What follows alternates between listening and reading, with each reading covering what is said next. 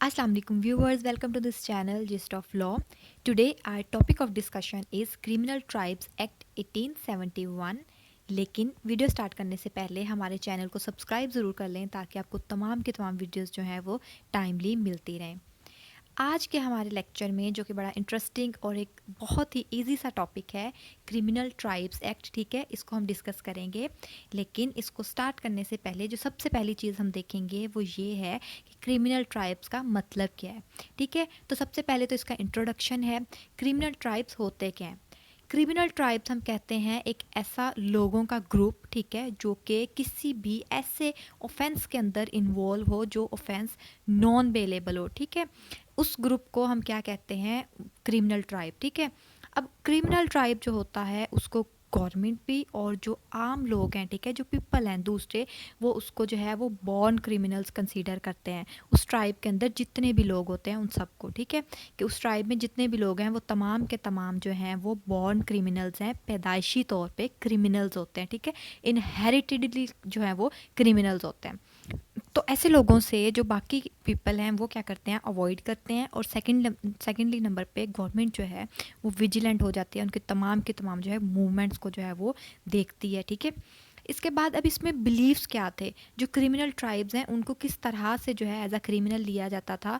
कि सबसे पहले तो ये सोचा जाता था, ये समझा जाता था कि जो क्रिमिनल ट्राइब्स हैं वो उनका जो है क्राइम एक प्रोफेशन है, ठीक है। और सेकंड नंबर पे ये तस्वुर किया जाता था कि उनको जो है वो स्पेशल ट्रीटमेंट दिया जाए ताकि वो इस तरह के क्राइम से जो है वो प्रोहिबिट हो सके, उनको जो है वो रोका जा सके। अब ये तो हो गया इसका इंट्रोडक्शन। अब इसके बाद हम देखते हैं इसका बैकग्राउंड क्या था। जो मिस्टर स्टीवंस थे, ठीक है, सबसे पहले उन्होंने इंडिया के अंदर ये मतलब एक स्पेशल फीचर था किस चीज़ का? कास्ट सिस्टम का, ठीक ठीक है। यहाँ से जो है क्रिमिनल ट्राइब्स का जो है वो एक कॉन्सेप्ट अराइज हुआ कि जो लोग हैं वो उनका एक ग्रुप है वो मिल के क्या करता है, किसी भी क्राइम के अंदर इन्वॉल्व हो जाता है, ठीक है। तो इस तरह से वो एक जो है वो क्रिमिनल ट्राइब जो है वो फॉर्म करते हैं, ठीक है, बनाते हैं। अब इसके पीछे टू अजम्पशंस कौन कौन सी दी जाती हैं लॉ से रिलेटेड, ठीक है। वो ये कहा जाता है कि सबसे पहले तो ये बताया जाता है कि जो कोई भी पर्सन बॉर्न होता है किसी भी ऐसी कास्ट के अंदर, ठीक है, जिसमें ऑलरेडी जो है वो क्रिमिनल्स हैं, तो ऑब्वियसली वो बच्चा जो है वो भी क्रिमिनल बाय बर्थ होगा। और सेकंड नंबर पे इसमें जो असम्पशन दी जाती है वो है once a criminal is always criminal. अब इसमें सिज़र लिम्ब्रोसो का क्या रोल है? सिज़र लिम्ब्रोसो ने अपनी जो एक थ्योरी दी थी, ठीक है, उस जिसमें उसने कहा था कि जो कुछ ह्यूमन बींग्स हैं वो क्या करते हैं, क्राइम उनके अंदर जो वो इनहेरिटेडली होता है, ठीक है, क्राइम जो है वो इनहेरिटेंस में आता है। तो इस तरह से सिज़र लिम्ब्रोसो ने अपनी थ्योरी में बताया कि जो क्रिमिनल्स होते हैं उनको जो है उनकी जो है जिस्मानी खदुखाल से जो है उनको पहचाना जा सकता है। अब इसके बाद इसकी एक्सप्लेनेशन आ गई कि डेक्लरेशन ऑफ क्रिमिनल ट्राइब। अब इसमें जो है क्रिमिनल ट्राइब की जो है वो डेक्लरेशन कैसे की जाती है? सबसे पहले तो जो लोकल गवर्नमेंट होती है, अगर उन वो ये माने कि कोई एक ऐसा ट्राइब है या फिर गैंग है या फिर क्लास ऑफ पर्सनस है, वो क्या कर रहे हैं, वो किसी ऐसे नॉन बेलेबल ऑफेंस के अंदर जो है वो एडिक्टेड है, ठीक है, इन्वॉल्व है, तो वो क्या करते हैं, उसकी रिपोर्ट जो है वो आगे गवर्नर जनरल को जो है वो पेश करते हैं।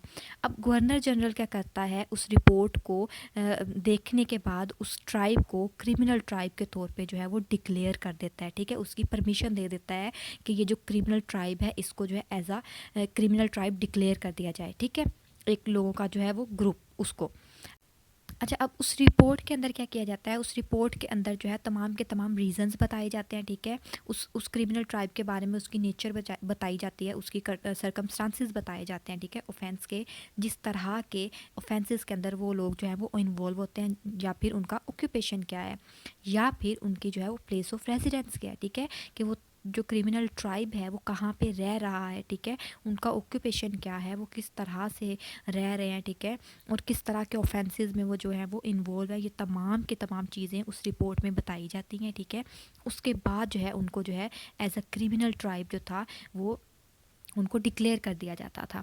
अब इसके बाद रजिस्ट्रेशन ऑफ क्रिमिनल ट्राइब आ गई कि अगर एक क्रिमिनल ट्राइब है, ठीक है, गवर्नर जनरल ने रिपोर्ट के बाद ये कंसीडर कर लिया, ये डिक्लेयर कर लिया कि फ़लाँ ट्राइब जो है उसको एज अ क्रिमिनल ट्राइब जो है वो डिक्लेयर कर दिया गया, ठीक है, तो उसके बाद क्या होता था, गवर्नर जनरल की सेटिस्फेक्शन के बाद जो लोकल गवर्नमेंट होती थी उसको ये अथोराइज़ कर दिया जाता था, ये अथॉरिटी दे दी जाती थी कि वो क्या करे, एक ऑफिशियल जो लोकल गज़ट है, ठीक है, उसके अंदर जो है वो वो पब्लिकेशन कर दे उस ट्राइब की एज अ क्रिमिनल ट्राइब।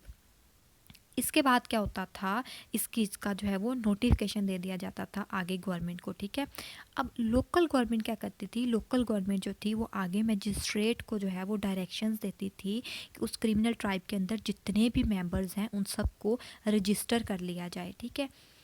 उनकी अब रजिस्ट्रेशन किस तरह से होती थी, जो डीपीओ होता था, ठीक है, डीपीओ क्या करता था, उस क्रिमिनल ट्राइब में जितने भी मेंबर्स होते थे उनके नाम जो थे वो रजिस्टर करता था, ठीक है। इसके बाद उस अगर क्रिमिनल ट्राइब का जो रजिस्टर होता था उसके अंदर कोई अल्ट्रेशन करनी होती थी, ठीक है, तो उस अल्ट्रेशन के बारे में भी जो है वो मजिस्ट्रेट को रिपोर्ट दी जाती थी, ठीक है, और जो अफेक्टेड पर्सन है उसको आगे नोटिस भेज दिया जाता था।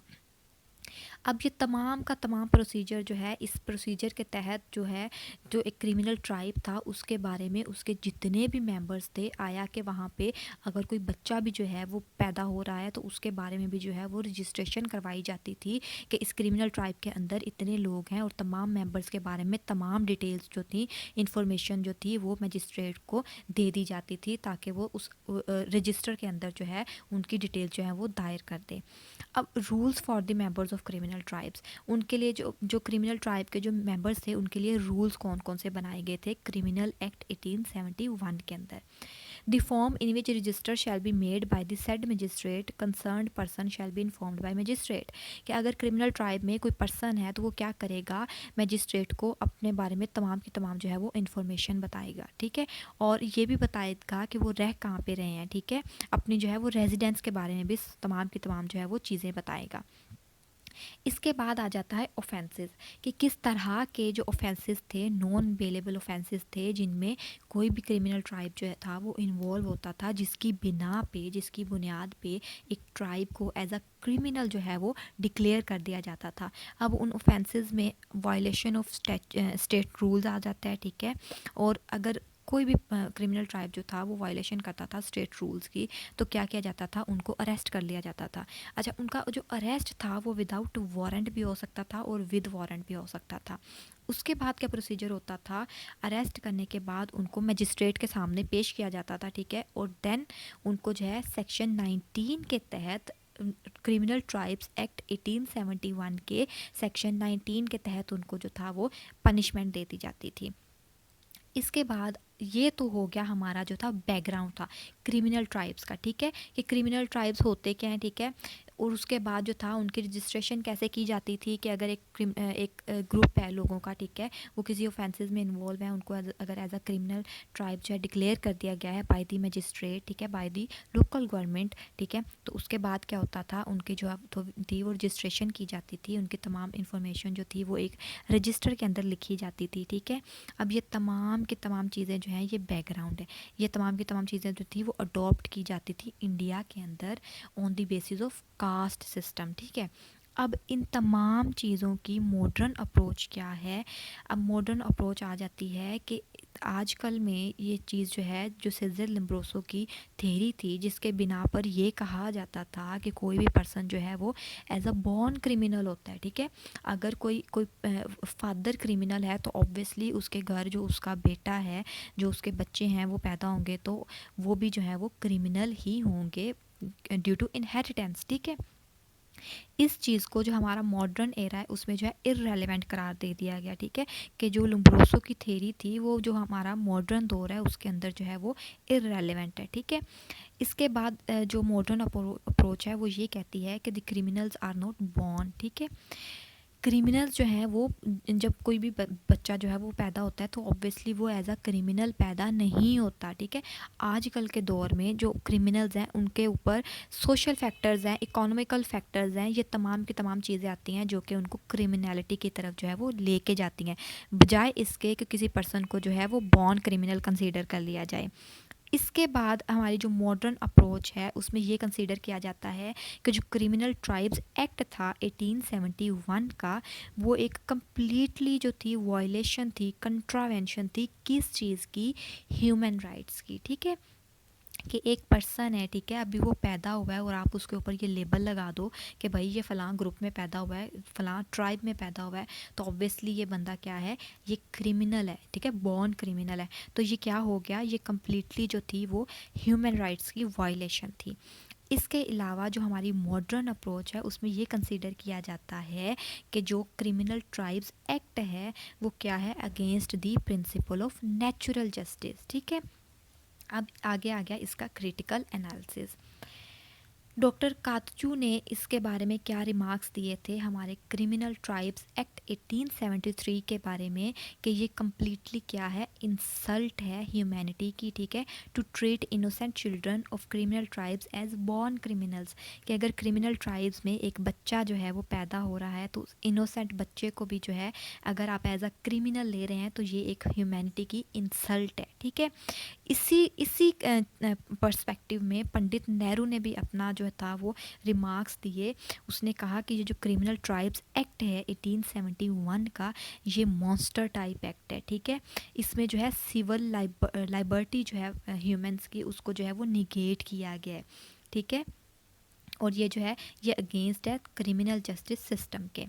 अच्छा, अब क्रिमिनल ट्राइब्स का जो है वो इफ़ेक्ट क्या होता है कि अगर एक पर्सन है जिसने कोई क्राइम कमिट ही नहीं किया और आप उसको जो है वो फजूल में, ठीक है, उसको जो है बग़ैर किसी ऑफेंस के प्रूव किए, ठीक है, बग़ैर किसी एविडेंस के आप जो है उसको पनिश कर दो, आप उसको जेल में ले जाओ, ठीक है, उसको इम्प्रिजन कर दो, तो वो पर्सन जो है वो क्या करेगा, वो ऑब्वियसली जो है वो हार्डन क्रिमिनल्स की तरफ जो है वो चला जाएगा। ठीक है, वो क्राइम कमिट करने लग जाएगा इस वजह से, क्योंकि उसको जो है वो एज अ इनोसेंट के तौर पे जो है उसको जो सज़ा दे दी गई। ठीक है, अब कंक्लूजन में ये बताया गया है कि criminal tribes act was the product of theories that were prevalent on that time, कि जो क्रिमिनल ट्राइब्स एक्ट था वो उस टाइम के लिहाज से जो था वो ठीक था, लेकिन जो हमारा मॉडर्न एरा है इसके अंदर जो क्रिमिनल ट्राइब्स एक्ट 1871 है ये इररेलेवेंट है। ठीक है, और इसके बाद जो क्रिमिनल ट्राइब्स एक्ट में रजिस्ट्रेशन करवाई जाती थी, ठीक है, जो मेंबर्स होते थे क्रिमिनल ट्राइब्स के, वो टोटली जो थी वो वायलेशन थी ह्यूमन राइट्स की। ठीक है, इसमें इसका इम्पैक्ट जो था वो इनोसेंट पर्सनस की जो था वो लाइफ पे जाता था। ठीक है, तो ये जो था वो ये लाइबर्टी के भी अगेंस्ट था। ठीक है, और जो हमारे फंडामेंटल राइट्स थे उनकी भी जो थी वायलेशन थी। इसके अलावा कंक्लूजन में बताया गया है the phrase of criminal tribe in modern times comes under the definition of hate speech. ठीक है, इसको एक हेट स्पीच के तौर पे लिया जाता है, और ये जो है अगेंस्ट था जो हमारा क्रिमिनल ट्राइब्स एक्ट 1871 था इंडिया का, ये क्या था, अगेंस्ट था क्रिमिनल जस्टिस सिस्टम के। ठीक है, तो इसका जो था मॉडर्न एरा के अंदर इसका जो था कोई रेलिवेंसी नहीं है। ठीक है, कि इस बुनियाद पे आप किसी भी पर्सन को सज़ा दे दो कि वो किसी भी क्रिमिनल के घर में जो है वो पैदा हुआ है। ठीक है, तो ये तो था हमारा आज का लेक्चर। फिर मिलते हैं नई वीडियो के साथ, नई लेक्चर के साथ। तब तक के लिए अपना ख्याल रखें और चैनल को ज़रूर सब्सक्राइब कर दें। Thank you so much. अल्लाह हाफिज़।